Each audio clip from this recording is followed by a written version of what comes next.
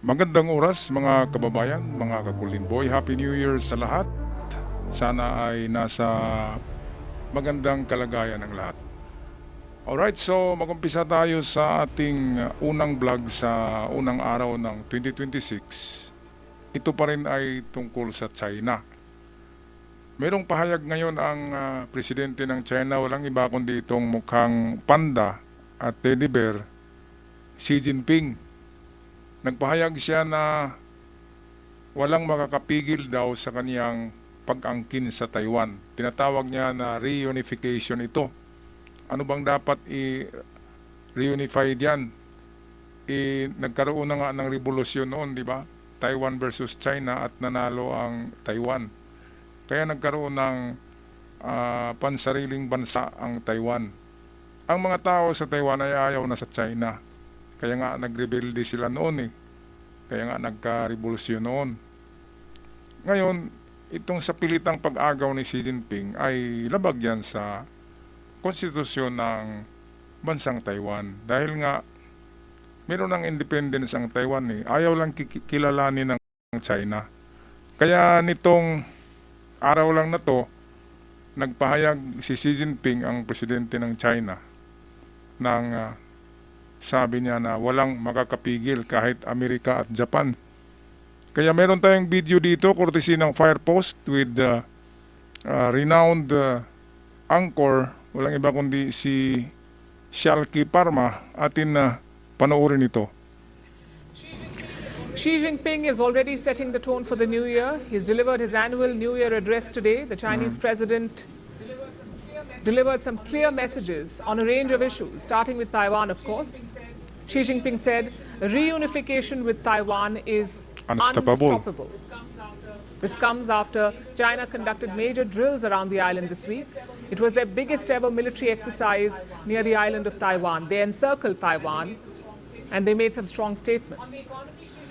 On the economy, Xi Jinping claimed success. He said China had met its growth targets, even as numbers show that the slowdown within China continues and youth unemployment remains high. Alright, so President Xi also bakit nga ba ang China ngayon ay nag-level up na sa kanilang harassment sa Taiwan? Kasi nga, level up yan noon, di ba? Buwan-buwan lang na hinaharas nila ang Taiwan, every month lang. Ngayon hindi na. Halos every day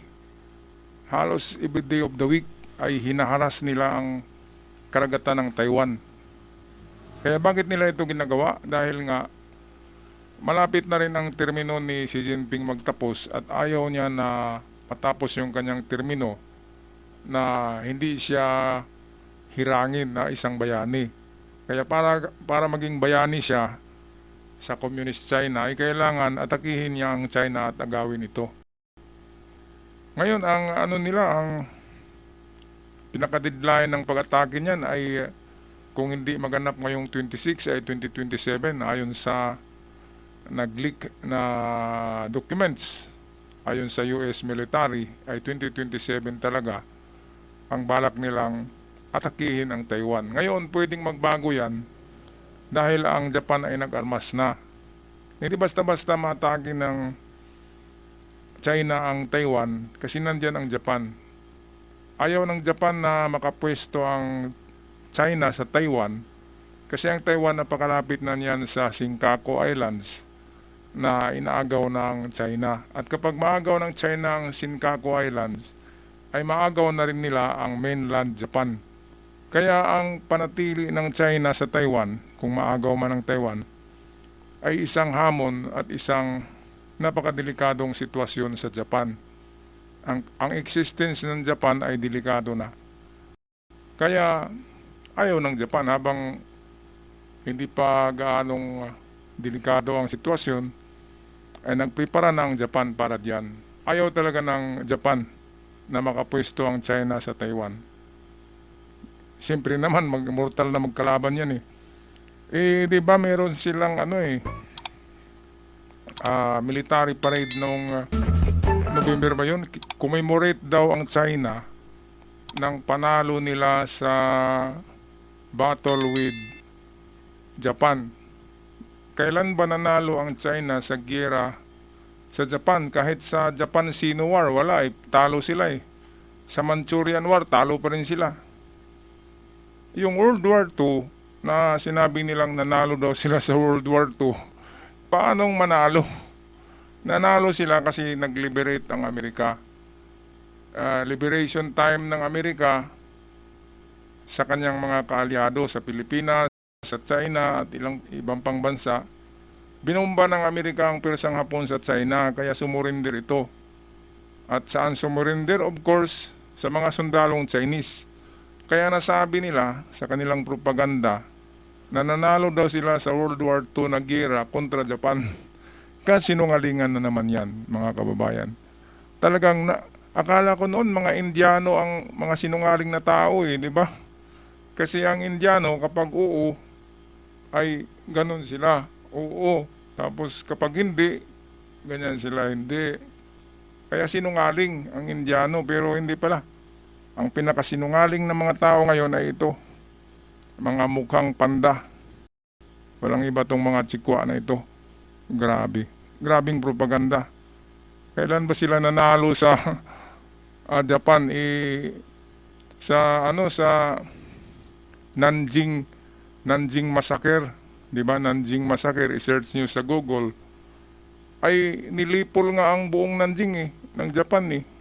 Pinagulong yung mga ulo ng mga sundalong Hapon ng sundalong inchik ng mga sundalong Hapon gamit ang mga samurai.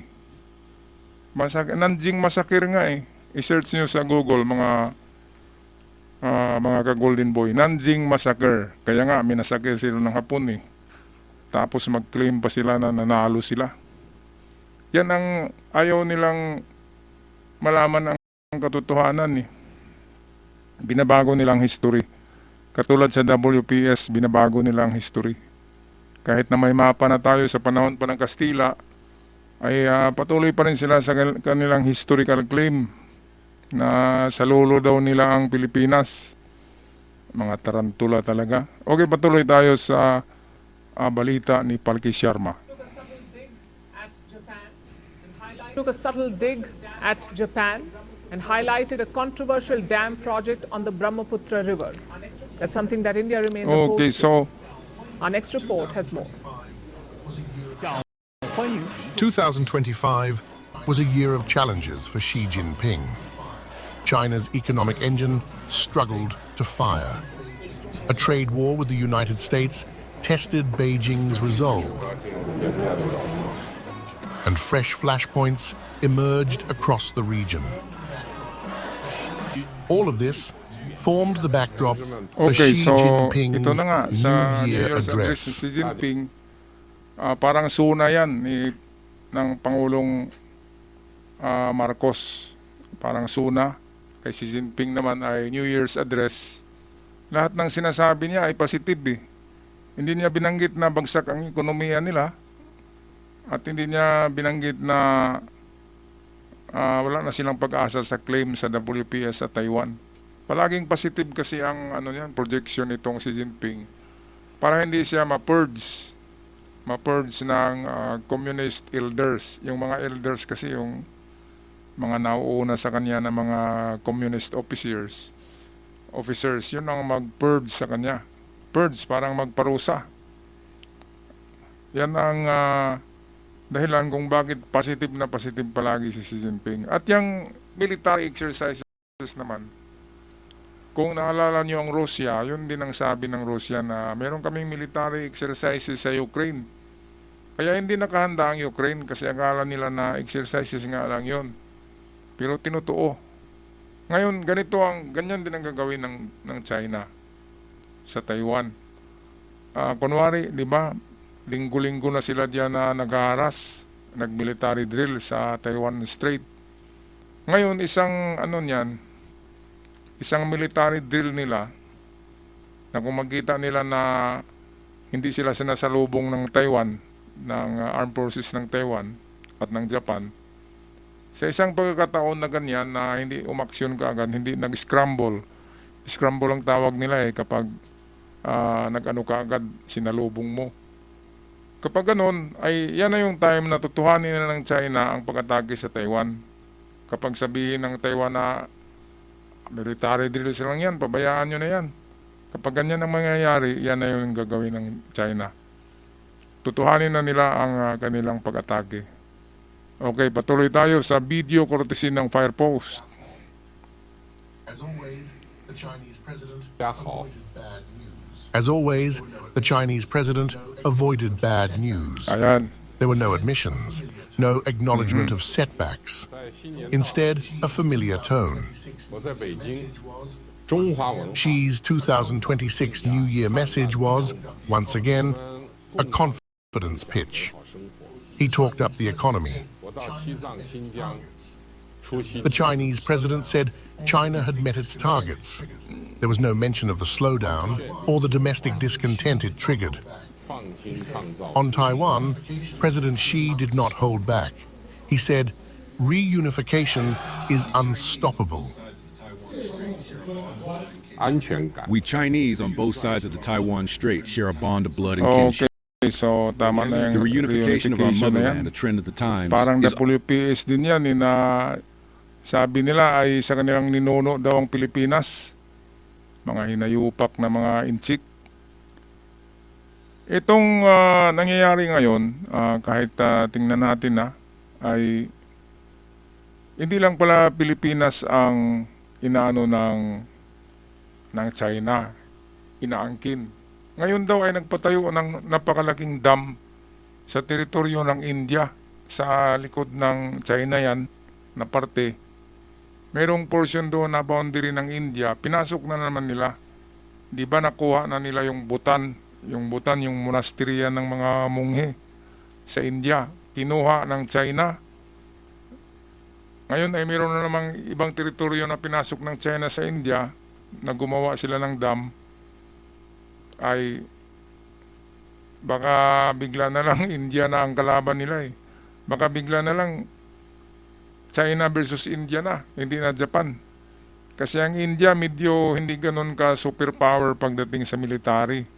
Pero maraming army ang India, kaya nga lang hindi katulad sa Japan na lahat ay 5th generation fighter jets, lahat makabago talaga. Sa Japan, napakaraming submarino, drones, lahat bago. At yung kanilang mga lumang mga barko nga ay decommission na eh, hindi na ginagamit. Okay, meron tayong tingnan ngayon. Ito yung nangyayari ngayon sa Iran na kaguluhan. Ano bang nangyayari ngayon sa Iran? Well, di ba ang Iran ay naghamon sa Amerika ng gera? Ngayon ay meron din palang gera sa kanilang internal sa internal government ng Iran ay nag-aklas na ang mga tao, nagkagulo na. Dahil ang kanilang pera ay bumagsak. Mantakin nyo, ang $1 ay 1 million ang katumbas doon. 1 million real. Grabe. Meron kang $1 sa Iran, kapag pumunta ka, pwede ka nang bumili ng babae. $1 lang. Kasi pwede ka nang bumili ng asawa eh. Kasi nga 1 million real na pala ang value ng $1 doon. Kaya ang mga tao ay nagpunta sa Kali lahat. Somewhere in Tiran ba yan? Ayan o. O panoorin natin ang video. Ito. Has begun to spread to smaller communities like Fasa. Here, protesters target the symbol of the Iranian state, a complex called the Governor. The gates are ripped from their posts. Rocks are hurled at the police. Government buildings battered and burnt in a collective display of defiance. The Iranian regime Okay, now so, reeling from a series of crises. ito mga kababayan, pati tubig pala doon ay nahirapan na sila sa tubig. Inflation. Ngayon nangyayari yan dahil sa kapabayaan ng gobyerno ng Iran. Kasi ang inatupag ng Iran ay ang pagpalakas ng kanilang army, paggawa ng mga nuclear missiles, paggawa ng mga armas. Yun ang inatupag nila dahil gusto nga nilang pabagsakin ang Amerika. Ngayon sinong babagsak? Ang Iran. Ganon din ang mangyari sa China. Kapag gusto ng China pabagsakin ng Amerika, sila yung unang babagsak. Kasi napakahinyo ng Amerika eh. Napakahinyo ng Amerika. Genius yan. Merong mga conspiracy theory na behind daw sa pagkagulo ngayon sa Iran at pagbagsak ng kanilang real, ng kanilang pera, ay kagagawan daw yan ng Amerika at Israel. Ay kung totoo man yan, ay nagkamali sila ng binangga, di ba? Bakit banggain nila yung mga bundok, mga napakalaking poste, di ba? Amerika, Israel, nako. Talaga naman, walang mga utak eh. Kung yung pera nila sa Iran, ginamit na lang nila sa social welfare, ginamit nila sa kung ano-ano man na serbisyo diyan sa kanilang sambayanan sa Iran, siguro uunlad ang Iran at hindi magkagulo. Puro na lang armas-armas, gira-gira eh. Hinahamon na naman ng Amerika nitong presidente ng Iran. Talagang walang utak. Amerika pa ang hinamon, nakatikim na nga eh. Baka makatikim na naman.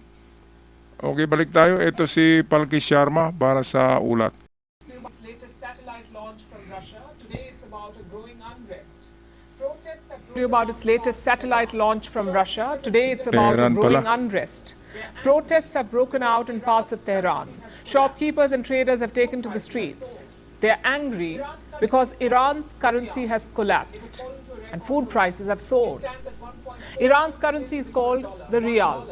It has fallen to a record low. It stands at 1.42 Ayun, million to the narinig US nyo. dollar. $1 1.2 is worth million rial ang $1, 1.42 million grabe. rial. Isa Philippine piso nga ay ano lang, di ba? 69 ba yun? 68, 69 ang isang dolyar sa piso. Pero doon pala sa Iran, magdala ka lang ng $10, ay ang pera mo isang bag na, ganyan na real. At makabili ka na doon ng 10 asawa kasi pwedeng bumili, di ba? At makabili ka na ng mga lupain doon, mga bahay doon. Meron ka lang kahit sabihin natin $1,000, ay milyonaryo ka na doon sa Iran. At pwede ka nang magtayo doon ng haram, di ba? Ng haram. Haram ba yun? Yung bahay ng maraming asawa. Haram. Haram o nakalimutan ko. I-search nyo mga ka-golden boy. Okay, so ito na nga makikita natin sa litrato. Grabe ang dami-daming tao. Naglabasan talaga. Kanina yung unang video sa isang lungsod lang yung sa Iran. Ngayon sa syudad na sa Tiran na Ayan sa Tiran. Ang sanhi nga nito ay dahil sa pagbagsak ng kanilang pera, ng value ng pera. At yung mga bilihin daw doon ay nagmahal eh. Kung bibili ka, ang dala mo na pera, isang bundle. Bibili ka lang ng bigas. Kasi ang kanilang pera ay nawala na ng value. Kahit gold reserve nga, wala sila eh. Wala sa kalingkingan ng Pilipinas ang gold reserve ng Iran. Mayaman sila, ayon sa kanila. Pero dapat nag-concentrate sila sa gold reserve kasi kapag marami kang gold reserve, mataas ang value ng pera mo. Kaya nga ang Pilipinas ay 1:60 pa eh. Di ba? 1:58 ang value ng piso. Kung wala tayong gold reserve, ay matulad tayo dito sa Iran na ang isang dolyar ay 1.2 million real. Mga tarantado. Hindi kasi naglagay ng gold reserve sa World Bank eh. Kaya tuloy ayan, yung value ng kanilang pera, walang kakwenta-kwenta. Walang kakwenta-kwenta na pera yan. Kasi bibili ka lang ng isang sakong bigas. Ang dala mo na pera ay isang bag na eh. Walang kakwenta-kwenta ang pera nila diyan. Noon kapag nakarinig tayo ng real ay parang pera na, di ba? Ngayon hindi na eh. Kaya ito na yung sabi ng mga ekonomista ay babagsak ang Iran dito at magkaroon ng bagong presidente at baka mabago pa ang panggobyerno. Baka magiging semi-democratic yan katulad ng Syria.